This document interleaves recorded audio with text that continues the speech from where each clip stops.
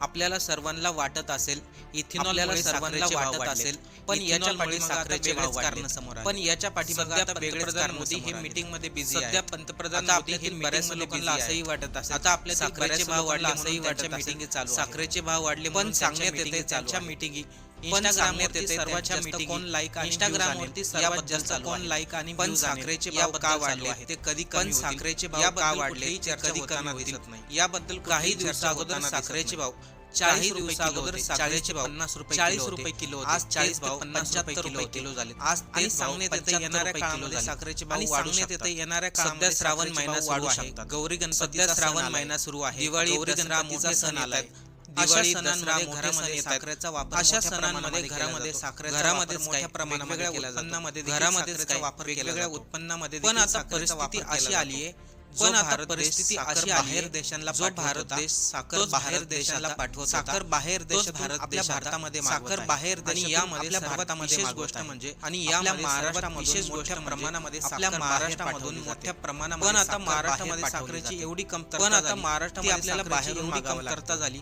आता आपल्याला बाहेरून साखर मागवण्याची वेळ का आपल्याला बाहेर साखरेच्या भावाची वेळ का 90-100 साखरेचे भाव आता 90 या व्हिडिओ घरामध्ये जातील का सर्वांनी या व्हिडिओमध्ये जाणून घेऊ कारण की व्हिडिओ लक्ष देऊन ऐका कारण की व्हिडिओमध्ये साखर प्रत्येक घरामध्ये वापरली जाते आणि त्यामुळे या व्हिडिओमध्ये वापरली जाते त्यामुळे या व्हिडिओमधील केंद्र सरकारने 21 ऑगस्टला मोठा केंद्र सरकारने तो निर्णय म्हणजे मोठा निर्णय 10 लाख तो निर्णय म्हणजे कच्ची साखर 10 लाख बाहेर देशातून मागवली कच्ची साखर केंद्र सरकारच्या या निर्णयाला परवानगी केंद्र सरकारच्या या निर्णयाला परवानगी या गोष्टीचं विशेष म्हणजे तब्बल 10 वर्ष या गोष्टीचं विशेष भारताला बाहेरून 10 वर्षानंतर भारताला बाहेरील बऱ्याच लोकांना माहिती पण असेल आता आपल्याला बऱ्याच लोकांना माहिती नसेल किंवा भारताला एवढ्या मोठ्या प्रमाणामध्ये साखर भारताला एवढ्या काय प्रमाणामध्ये साखर याच्या पाठीमागे काय नैसर्गिक कारण आहे याच्या पाठीमागे खरंच नैसर्गिक कारण आहे ते केंद्र सरकारची काही बघा साखरेचं उत्पन्न कशापासून होतं बघा हे साखरेचं उत्पन्न कशापासून होतं आता सर्वांना माहिती उत्पादन करणारा भारत आता हा मोठी उत्पादन करणारा म्हणजे पहिल्या नंबरवर महाराष्ट्र आणि दुसऱ्या नंबरवरती महाराष्ट्र आणि दुसऱ्या नंबरवर अगोदर तुम्ही नैसर्गिक कारण आहे का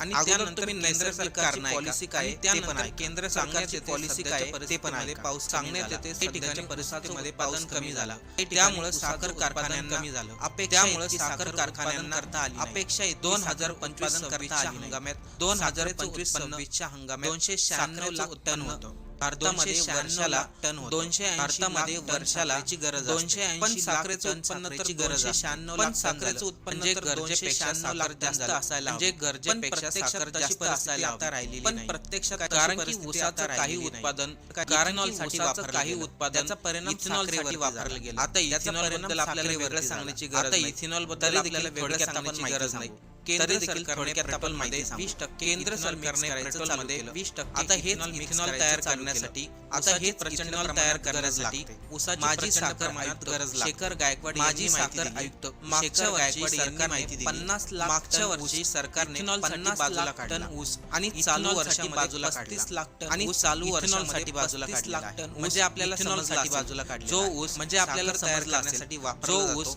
साखर तयार करण्यासाठी वापरला इथेनॉल तयार करण्यासाठी वापरला जातो इथेनॉल तयार करण्यासाठी उत्पन्नावर परिणाम त्यामुळे साखरेच्या उत्पन्नावर परिणाम झाला केंद्र सरकार म्हणतात इथेनॉल आता इथे केंद्र सरकार सांगते इथेनॉल आणि केंद्र सरकार सांगते आपण जर मोठ्या केंद्र सरकार सांगते आपण जर मोठ्या प्रमाणात तर आपल्याला बाहेर देशातून उत्पादन तेल कमी तर आपल्याला बाहेर देशात मोठ्या प्रमाणात कमी घ्यावं लागेल त्यामुळे देशातील परकीय चलनाची मोठी त्यामुळे देशातील पण आता केंद्र सरकारच्या याच धोरणाचा पण आता केंद्र सरकारच्या याच धोरणाचा परिणाम कारण की ऊसाचा काही भाग इथेनॉल कारण की ऊसाचा काही भाग इथेनॉल साठी वापरला गेला त्यामुळे दुसरीकडे मात्र साखरेचा वापर कमी झालेला दुसरीकडे मात्र आपण डेली साखर कमी झालेला बाजारामध्ये आपण डेली साखर वापरतो उद्योगामध्ये साखरेचा वापर होतो गेल्या वर्षी साखरेचा वापर सुरू होता गेल्या वर्षी तेव्हा देशामध्ये पुरेसा साठा होता तेव्हा देशामध्ये निर्मितीमुळे साखरेच्या इथेनॉलच्या निर्मितीमुळे साखरेच्या उत्पन्नावर परिणाम लक्षात आली आणि ही गोष्ट एका बाजूला ऊसाचा काही भाग एका बाजूला वापरला गेला काही भाग दुसऱ्या बाजूला आपल्या वापरला गेला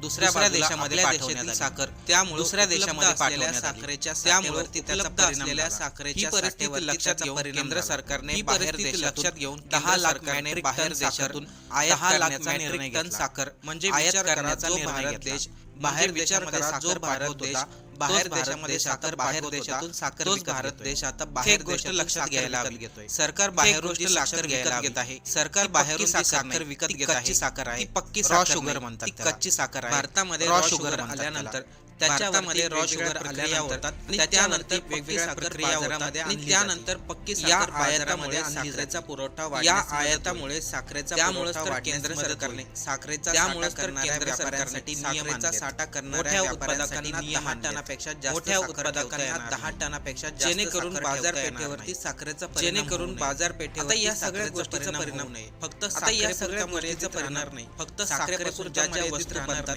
त्या सर्व ज्या ज्या वस्तू बनतात त्या सर्व गोष्टीवरती होणार. मग ते बेकरीमधील बिस्किट असो, मिठाई असो, मग ते बेकरीमध्ये किंवा इतर पदार्थ मिठाई असो. आणि आता परिस्थिती अशी झाली, गणपती आले, दिवाळी दसरा लागोपाठ येतात. गणपती याच दिवाळी दसरा लागोपाठ येतात. आता याच दरम्यान साखरेचे भाव वाढले जनतेवर. आता याचे परिणाम सर्वसामान्य जनतेवरती होतात. माझे मुख्यमंत्री अरविंद केजरीवालचे माझे मुख्यमंत्री सर्व अरविंद केजरीवाल म्हणतात केंद्र सरकार इथेनॉल तयार करण्यासाठी केंद्र सरकार इथेनॉल तयार त्यामुळे साखरचा उत्पादन करण्यासाठी त्यामुळे कमी पडतोय उत्पादन. यानंतर अरविंद केजरीवाल असंही म्हणतात, यानंतर अरविंद केजरीवाल असंही म्हणतात इथेनॉल केंद्र सरकारने आल्यानंतर पेट्रोलचे दर कमी पेट्रोल आल्यानंतर प्रत्यक्षामध्ये दर कमी झाले नाही, प्रत्यक्षात दर वाढले दर आणि कमी साखरेचे भावी दर वाढलेत. आणि आता आपल्याला या सर्व प्रश्नावरती काय वाटतंय? आता आपल्याला या सर्व साखरेचे भाव वाढले का? ज्या इथेनॉलमुळे साखरेचे भाव वाढले का? ज्या ऊसामुळे साखर तयार वापरला जातोय तोच ऊस आणि या सर्व गोष्टींचा वापरला जातोय आणि या सर्व गोष्टीचे परिणाम आपल्याला बाहेर देशामधून साखर घेण्याची वेळ, आपल्याला बाहेर देशामधून या सर्व मुद्द्यावरती आपल्याला काय वाटतंय? या सर्व मुद्द्यावर कमेंट करून आपल्याला काय वाटतंय? आपलं मत